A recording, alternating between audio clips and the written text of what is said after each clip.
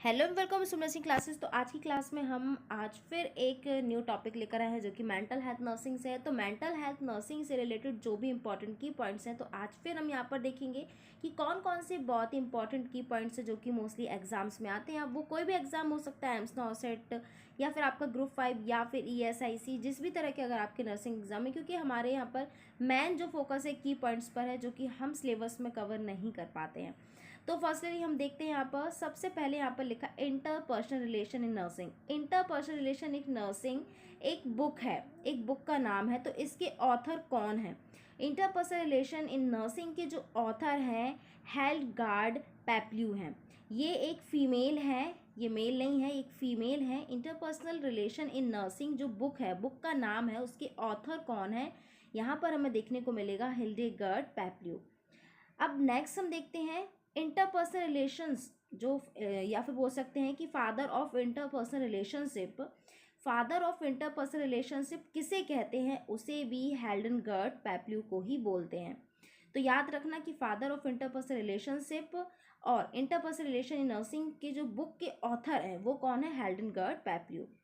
अब नेक्स्ट है जो कि हमने प्रीवियस क्लास में भी देखा था कि फर्स्ट साइकेट्रिक नर्स कौन सी है, बहुत ही इंपॉर्टेंट है, लिंडा रिचर्ड। जो लिंडा रिचर्ड है फर्स्ट साइकेट्रिक नर्स है जो कि कई बार एग्जाम्स में पूछा गया है।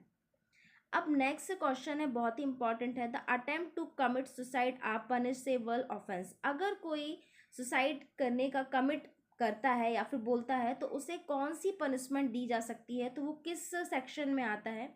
Section 309 of the IPS, Indian penal code के अंदर सेक्शन 309 जो कि आता है, जिसमें सुसाइड करने पर क्या, सुसाइड करने वालों पर क्या होगा, यहाँ पर पनिशमेंट दी जाती है, जो धमकी देता है। लेकिन अब इस चीज़ को बंद कर दिया गया है, बैन कर दिया गया है, क्योंकि सुसाइड अटेम्प्ट जो कमिट करते हैं ना, तो अब उसका सॉल्यूशन है। तो ये हो जाता है कि इसे याद रखना कि सुसाइड अगर कोई अटेम्प्ट करता है या फिर तो उसका पनिशमेंट क्या, पनिशमेंट जो है किस सेक्शन के अंदर आएगी? तो आईपीसी इंडियन पेनल कोड में 309 सेक्शन के अंतर्गत आती है। अब हम नेक्स्ट देखते हैं, बहुत इंपॉर्टेंट है, कुछ इंपॉर्टेंट्स टर्मलॉजीज के अंदर आती है। अब देखिए यहाँ पर एक टर्म लिखा है ट्राइकोटिलोमेनिया। तो ट्राइकोटिलोमेनिया, जो ट्राइकोटिलोमेनिया को हम क्या कहते हैं? तो ट्राइकोटिलो जो मेनिया है उससे अर्ज ऑफ पुलिंग हेयर, अगर कोई अपने हेयर को बार बार पुल करता है तो उसे क्या बोलते हैं? ट्राइकोटिलोमेनिया। तो याद रखना है कि urge to pulling hair, hair को अगर कोई भी पर्सन अपने बालों को खींचता है तो उसे क्या बोलेंगे? ट्राइकोटिलोमेनिया। अब नेक्स्ट इसी से रिलेटेड हम यहाँ पर देखते हैं acrophobia. What is the meaning of acrophobia? Acrophobia का मीन्स होता है जिसे इंटेंस फियर ऑफ हाइट, जिसे अगर किसी को हाइट से डर लगता है ना, ये भी एक साइकोलॉजिकल प्रॉब्लम है, डिसऑर्डर के अंदर आता है। तो एक्रोफोबिया मीन्स होगा intense fear of height, height से जिसे डर लगेगा उसे हम बोलेंगे एक्रोफोबिया। नेक्स्ट है पायरोमेनिया। पायरोमेनिया का मतलब क्या होता है? Compulsive urge to start Fyers. Pyromania का जो पेशेंट होता है उसे आग जलाना, मतलब उसे आग जलाने की लालसा रहती है, उसे आग जलाने की आदत होती है, उसे कंपल्सन होता है कि उसे आग जलाना है, उसे अच्छा लगता है। तो पायरोमेनिया में क्या होगा कि जो compulsive urge to start fire, वो आग लगाना चाहेगी। नेक्स्ट हम देखेंगे ऑनियोमेनिया। अब ऑनियोमेनिया क्या है? ऑनियोमेनिया यहाँ पर लिखा हुआ है कंपल्सिव बाइंग डिसऑर्डर। एक ये ऐसा डिसऑर्डर है जिसमें पर्सन को चीज़ों को खरीदना बहुत अच्छा लगता है, खरीदता रहता है अननेसेसरी, उसे ज़रूरत भी नहीं है तो भी खरीदेगा। जैसे कि हम बोल सकते हैं obsession with shopping and buying behaviour. उसे शॉपिंग करना, मतलब अगर उसे ज़रूरत भी नहीं है तो भी वो शॉपिंग करेगा, अननेसेसरी चीज़ों को लेंगे। वो जनरली किस में होता है? फीमेल्स में देखने को मिलता है ऑनियोमेनिया, जो कि जनरली फीमेल्स में देखने को मिलता है। इसको बाइंग बिहेवियर बोलते हैं, खरीदने का बिहेवियर होता है। तो ये हो जाएगा ऑनियोमेनिया। नेक्स्ट देखते हैं ट्राइकोटेलोफेजिया। ट्राइकोटेलोफेजिया में क्या होता है? अभी हमने क्या देखा था? यहाँ पर हमने देखा था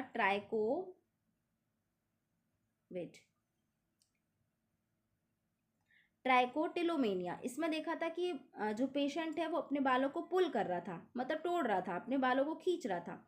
अब हम यहाँ पर देख रहे हैं कि यहाँ पर क्या हो रहा है? ट्राइकोटेलोफेजिया में क्या हो रहा है, the repeated indigestion of hair most, ये क्या कर रहे हैं, बालक को क्या कर रहे हैं, इंडाइजेस्ट कर रहे हैं, मतलब खाने की आदत होती है, तो इसे क्या बोलेंगे, ट्राइकोटेलोफेजिया। इसमें बाल क्या करते हैं, खाने, मतलब जो पर्सन होता है वो खाता है। इंडाइजेशन हमें देखने को मिलता है हेयर का, और ये हमें स्टूल में भी देखने को मिलेगा। तो ये हो जाता है ट्राइकोटेलोफेजिया। नेक्स्ट हम देखते हैं children behaviour that violent the law. अगर कोई चिल्ड्रन का बिहेवियर वायलेट होता है, मतलब कोई अपराध करता है जो कि पेरेंट्स के बस में नहीं होता है, तो उनके लिए एक लॉ बनाया गया है, उसे क्या बोला है, जुवेनाइल डेलिक्वेंसी। तो उनके अंतर्गत जो बच्चे होते हैं 18 ईयर्स से जो कम के, जो नाबालिग बच्चे होते हैं, उन्हें सुधार करने के लिए लाइक जेली हम बोल सकते हैं, तो उस लॉ को हम क्या बोलते हैं, जुवेनाइल डेलिक्वेंसी बोलते हैं, जिसमें जो पर्सन है, जो भी बच्चा है या फिर जो भी चिल्ड्रन है, उसे सुधारने, इसका पर्पस जो है सुधारने का पर्पस है, क्योंकि कुछ बच्चे जो पेरेंट्स के कंट्रोल में नहीं होते, पेरेंट्स पनिश नहीं कर पाते हैं, तो इस दौरान जैसे कि कुछ जो 18 ईयर्स से कम के बच्चे होते हैं कई तरह के अपराध करते हैं, तो उनके लिए जो लॉ बनाया गया है वो क्या है, जुवेनाइल डेलिक्वेंसी। नेक्स्ट है पीका। अब पीका क्या है, पीका भी एक टर्मोलॉजी में हम देख रहे हैं कि पीका क्या है। पीका भी एक डिसऑर्डर है जिसमें क्या होता है, a person compulsively eat crave non food item. पीका जो एक डिसऑर्डर है, पीका में क्या होता है कि जो बच्चा होता है या फिर कोई पर्सन होता है, नॉन फूड चीज़ें बोल सकते हैं कि नॉन न्यूट्रिएंट फूड को क्या करता है, खाता है, उसे खाने की क्रेविंग होती है, जिसके पेंसिल खाना, चौक खाना, बर्फ खाना, मतलब कुछ इस तरह की चीज़ें खाना, कभी कुछ भी चीज़ें खाना जो कि नॉन फूड के अंदर आती हैं, तो उसे क्या बोलते हैं, पीका डिसऑर्डर के अंदर आता है। इसमें नॉन फूड आइटम्स ईट करते हैं पर्सन। नेक्स्ट है डिसकैल्कुलिया। डिसकैल्कुलिया का मतलब क्या होता है, जैसे कि इसका नाम है कैलक्यूलिया, कैलक्यूलिया से हमें याद रखना कैलकुलेशन, डिफिकल्टी लर्निंग और कॉम्प्रिहेंसिव एरिथमेटिक। डिसकैल्कुलिया का मतलब होता है कि जब पर्सन को नंबर्स हो गया, न्यूमेरिस या फिर कोई भी नंबर्स को लर्न करने में या फिर मैथमेटिक्स को लर्न करने में, कैलकुलेशन करने में प्रॉब्लम होती है, तो उसे क्या बोलेंगे हम, डिसकैल्कुलिया। जैसे कि हमने एक मूवी भी देखी होगी, उस मूवी का नाम क्या है, मे बी तारे जमी पर, हाँ तारे जमी पर मूवी का नाम है, जिसमें बच्चा क्या होता है, उसको वो कुछ भी लर्न नहीं कर पाता है, मतलब यहाँ वहाँ उसके माइंड से भागता है, मतलब कोई भी अगर कुछ चीज़, किसी भी चीज़ को अगर लर्न करने की कोशिश करता है तो उसे लर्न नहीं हो पाता है। वो नंबर्स भी हो सकता है, कैलकुलेशन भी हो सकता है, तो यहाँ पर हमें देखने को मिलता है डिसकैल्कुलिया। इसमें क्या होगा, यहाँ पर सिर्फ जो नंबरिंग होगी, मैथमेटिकल्स होंगे, लाइक जो हमारे जो मैथमेटिक्स में जो कई तरह के साइन होते हैं, अल्फा गामा बीटा, मतलब वो ये सारी चीज़ें लर्न नहीं होगी। इस कंडीशन को हम बोलते हैं डिसकैल्कुलिया। नेक्स्ट हम देखते हैं चाइल्डहुड ऑटिज्म। चाइल्डहुड ऑटिज्म का मतलब क्या होता है, डिफ़िकल्टीज इन सोशल इंटरेक्शन। जो भी चिल्ड्रंस होता है वो क्या रहता है, खुद में ही, अपने में ही मगन रहता है, खुद का अपना इन्वायरमेंट बनाता है, उसे मतलब वो किसी सोशली या फिर ना ही उसका सोशल इंटरेक्शन नहीं देखने को मिलता है, मतलब वो सोसाइटी से इंटरेक्ट नहीं कर पाता है, वो सोसाइटी से दूर भागता है, उसे कोई भी अच्छा नहीं लगता है, तो वो अपनी ही दुनिया खुद से बनाता है, वो अपने में ही मगन होता है। तो इस तरह के पर्सन को क्या बोल देंगे, चाइल्डहुड ऑटिज्म, जो कि अपनी दुनिया खुद बनाता है, सेल्फ क्रिएट इन्वायरमेंट, अपना इन्वायरमेंट वो खुद ही क्रिएट करता है, खुद में ही रहता है, उसे बोलेंगे चाइल्डहुड ऑटिज्म। अब नेक्स्ट हम देखेंगे लास्ट आईक्यू लेवल चार्ट, जो कि बहुत ही इंपॉर्टेंट है। तो आईक्यू लेवल चार्ट में हम यहाँ पर देखेंगे कि जिसके जो नॉर्मल क्या क्या होता है।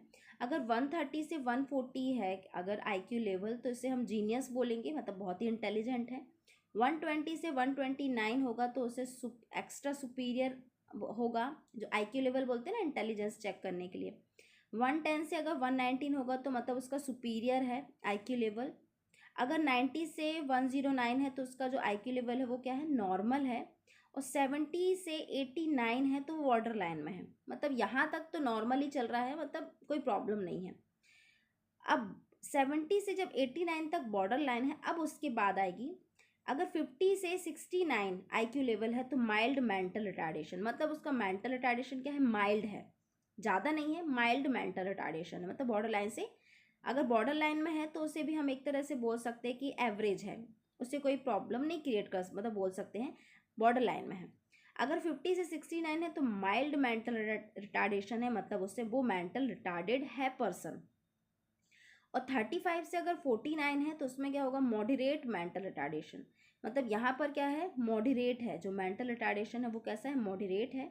अगर 20 से 34 IQ लेवल है तो सीवियर मेंटल रिटार्डेशन, जो भी पर्सन है वो क्या है, सीवियर मेंटल रिटार्डेशन की स्टेज में है।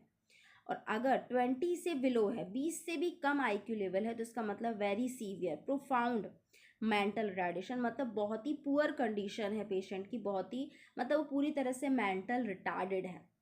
तो ये जो हमने देखा mild mental retardation, mild mental retardation को हम एजुकेबल भी बोलते हैं, एजुकेटेबल भी बोलते हैं, कि इसमें 6 क्लास तक जो बच्चा होता है वो एजुकेट, मतलब पढ़ सकता है, मतलब 6 साल तक या फिर 6 जो भी है पढ़ सकता है। और मॉडरेट मेंटल में क्या रहता है, 2 ईयर तक भी क्या करता है, मतलब जब तक वो 2 साल, मतलब 2 साल तक का बच्चा है, तो वो मतलब बोल सकते हैं कि जस्ट उससे हम बोल सकते हैं कि उसके नॉर्मल रहेगा, उसके बाद से वो एबनॉर्मल हो जाएगा और वो किसी असिस्टेंट के हेल्प से ही अपना काम करेगा। सीवियर मेंटल रिटार्डेशन जो बहुत सीवियर होगा, मतलब ये हो जाते हैं हमारा मेंटल रिटार्डेशन। तो ये mild, moderate and severe mental retardation, और वेरी सीवियर हमने देखा प्रोफाउंड मेंटल रिटार्डेशन। तो ये हो जाती है आज की क्लास में। हमने देखा कि IQ लेवल चार्ट तक हमने देखा, ये बहुत इंपॉर्टेंट है। IQ लेवल चार्ट एक बार याद कर लो, बहुत सारे इससे क्वेश्चन आते हैं, बहुत सारी चीज़ें पूछ ली जाती हैं, ये बहुत ही हेल्पफुल रहने वाला है। आई होप कि आपके लिए क्लास हेल्पफुल होगी। So thank you so much for watching videos.